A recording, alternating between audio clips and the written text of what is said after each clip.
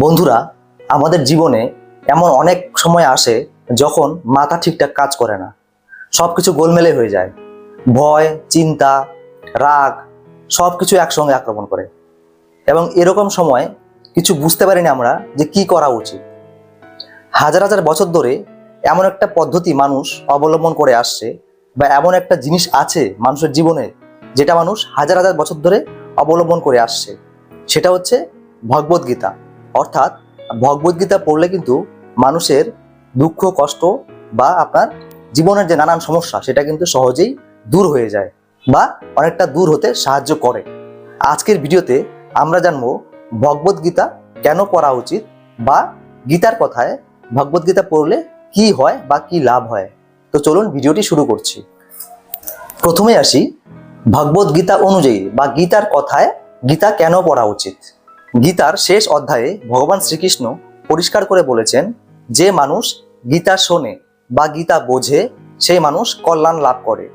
এমনকি গীতার অধ্যায় নম্বর 18 এবং শ্লোক নম্বর 70 থেকে 71-এ ভগবান শ্রীকৃষ্ণ বলেছেন, ভক্তিভাবে গীতা শোনা বা পড়া নিজেই এক ধরনের পবিত্র কাজ।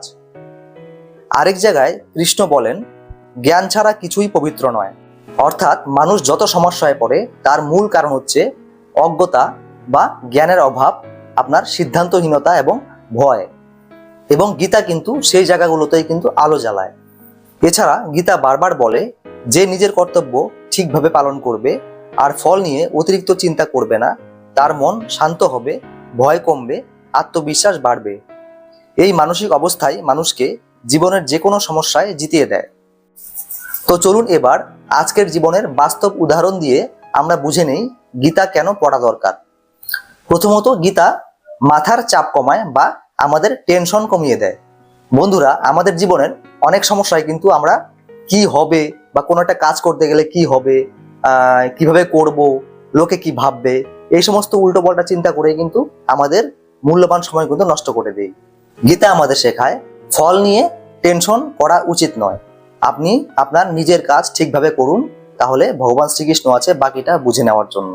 এই জিনিসটা যে বুঝে নেবে তার জীবনের কিন্তু অর্ধেক সমস্যায় কিন্তু কমে যাবে। 2 নম্বর যে কারণ যেটার জন্য আপনার গীতা পড়া উচিত, সেটা হচ্ছে গীতা পড়লে কিন্তু আপনার রাগ ভয় এইসব দূর হয়ে কিন্তু মন কিন্তু অনেকটা শক্ত হয়। বন্ধুরা, আজকের জীবনে দেখবেন মানুষ কিন্তু এই তার রাগ এবং ভয়ের জন্য কিন্তু অনেক সময় অনেক ভুলভাল বা উল্টোপাল্টা সিদ্ধান্ত নেয়। গীতা পড়লে আমরা বুঝতে পারি যে মানুষের শত্রু কিন্তু বাইরে নয়, মানুষের মনটাই বা মানুষের যে অস্থির মন সেটাই কিন্তু মানুষের আসল শত্রু। এই জিনিসটা যে বুঝে যাবে তার কিন্তু জীবনটা কিন্তু অনেকটাই পাল্টে যেতে পারে। 3 নম্বর যে কারণ যেটার জন্য গীতা পড়া উচিত, সেটা হচ্ছে আপনার গীতা কিন্তু আমাদের যে অন্ধকার সময়গুলো বা জীবনের যে খুব দুঃখ বা কষ্টের সময়গুলো, সেটার সময় কিন্তু গীতাই কিন্তু আমাদের পথ দেখায়। অনেকেই বলেন গীতা পড়লে সমস্যার সমাধান না হলেও কিন্তু মন কিন্তু অনেকটা শান্ত হয়, এবং মন যদি শান্ত থাকে তাহলে কিন্তু সমস্যাটা কিন্তু সমস্যা মনে হয় না, এবং এটাই কিন্তু গীতার আসল শক্তি। 4 নম্বর যে কারণ যেটার জন্য গীতা পড়া উচিত, সেটা হচ্ছে গীতা পড়লে কিন্তু অন্যের প্রতি অযথা যে অপ্রত্যাশা সেটা কিন্তু কমে যায়। দেখবেন আমাদের চাকরি জীবনে বা দৈনন্দিন জীবনে আমরা কিন্তু অন্যকে পাল্টানোর চেষ্টা করি। অর্থাৎ আমরা যেটা ভাবছি সেই ভাবনা দিয়ে অন্যকে আমরা বিচার করি। যে মনে করুন স্বামী স্ত্রী, একটা পরিবারের স্বামী স্ত্রী ঝগড়া লেগেছে, তাহলে ঝগড়া লাগলে স্বামী তার নিজের যে পয়েন্টগুলো সেটা দেখবে এবং স্ত্রী তার নিজের পয়েন্টগুলো দিয়ে তার স্বামীকে বিচার করবে। কিন্তু গীতা বলে আপনি যদি অন্যকে পাল্টাতে যান সেটা কিন্তু আপনার হাতে নেই। যে কোনো একটা পরিবারের স্বামী স্ত্রী যদি ঝগড়া লাগে, তাহলে স্ত্রী কেন স্বামীর কথা শুনছে না বা স্বামী কেন স্ত্রীর কথা শুনছে না, এটা কিন্তু একে অপরের যে প্রতি যে প্রত্যাশা, একে অপরের প্রতি যে প্রত্যাশা সেটার জন্যই কিন্তু হয়। গীতা পড়ে যদি আপনি বুঝে যান যে অন্যের প্রতি প্রত্যাশা রেখে লাভ নেই, অর্থাৎ অন্যকে আপনি পাল্টাতে পারবেন না, আপনি নিজে যদি পাল্টান তাহলে কিন্তু অন্যের প্রতি প্রত্যাশাটা কমে যাবে। এবং গীতা পড়লে কিন্তু এটাই বোঝা যায় বা গীতা আমাদের এটাই বোঝায় যে অন্যের প্রতি প্রত্যাশা রাখবেন না, তাহলে দেখবেন জীবন অনেকটাই সহজ সরল হবে। অর্থাৎ গীতা আমাদের শেখায় তুমি তোমার নিজের কাজটা করো, অন্যরা কি করবে সেটা কিন্তু তোমার হাতে নেই। 5 নম্বর যে কারণ যেটার জন্য গীতা পড়া উচিত, সেটা হচ্ছে ভগবদ্গীতা নিজের বা মানুষের ভেতরের যে শক্তি সেটাকে চিনতে শেখায়। দেখবেন বন্ধুরা, আমরা অল্প কিছু হলেই বা চুন থেকে পান খুসলেই কিন্তু আমরা বিভিন্ন ধরনের ক্লান্তি, হতাশা এবং বিশ্বাসহীনতায় বা আত্মবিশ্বাসহীনতায় কিন্তু ভুগি।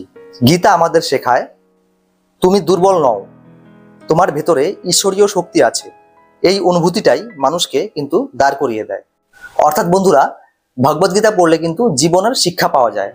এই ভগবদ্গীতাকে কিন্তু একটা ধর্মের বই হিসেবে না পড়ে বা না দেখে কিন্তু এটাকে একটা লাইফ গাইড বা জীবনের যে আপনার গাইডেন্স, আমাদের যেমন ছোট ছেলে মেয়েদের বা বাড়িতে যে ছেলে মেয়েরা থাকে তাদের গাইড যেমন তাদের বাবা মা, সেরকম আমাদের বাবা মা বা আমাদের গাইডেন্স হিসাবে, আমাদের অভিভাবক হিসাবে কিন্তু ভগবদ্গীতাকে দেখা উচিত। আজকে মানুষের জীবনে চাকরি, সংসার, সম্পর্ক সব কিছুতে গীতা এমন শিক্ষা দেয় যা আপনার সময়হীন এবং যা আজকেও ঠিক ততটাই কার্যকর যতটা আপনার 5000 বছর আগে ছিল। অর্থাৎ গীতা পড়লে আপনারা জানতে পারবেন কিভাবে ঠান্ডা মাথায় সিদ্ধান্ত নিতে হয়, কিভাবে ভয়কে নিয়ন্ত্রণ করতে হয়, কিভাবে দায়িত্ব পালন করতে হয় এবং কিভাবে জীবনে ভারসাম্য রাখতে হয়। মানুষ যখন গীতা বোঝে তখন সে বোঝে মানুষের সমস্যা বড় নয়, মানুষের ভিতরে যে শক্তি, একজনের ভিতরে যে শক্তি, সেটা কিন্তু সেই সমস্যার থেকে আরো অনেক অনেক অনেক বড়। সুতরাং বন্ধুরা, আপনি যদি জীবনে শান্তি চান, আত্মবিশ্বাস চান এবং একটু আলোর দিশা খুঁজতে চান, তাহলে কিন্তু আজ থেকেই ভগবদ্গীতা পড়া শুরু করুন। আপনি যদি ভগবদ্গীতার প্রতিদিন 1 পৃষ্ঠা করেও পড়েন, তাহলে কিন্তু আপনার ভিতরে একটু একটু করে প্রতিদিন বদল হতে থাকবে এবং এটা কিন্তু আমি গ্যারান্টি দিয়ে বলছি, আপনি কিন্তু কিছুদিন পর কিন্তু সেটা নোটিস করতে পারবেন। আপনার চিন্তাধারার মধ্যে কিন্তু অনেকটাই পরিবর্তন আসবে। ভিডিওটি ভালো লাগলে একটা লাইক করবেন, শেয়ার করবেন এবং এ ধরনের আরো ভাবনা পেতে আমার চ্যানেলটিকে সাবস্ক্রাইব করবেন। ধন্যবাদ। আপনার দিন শুভ হোক।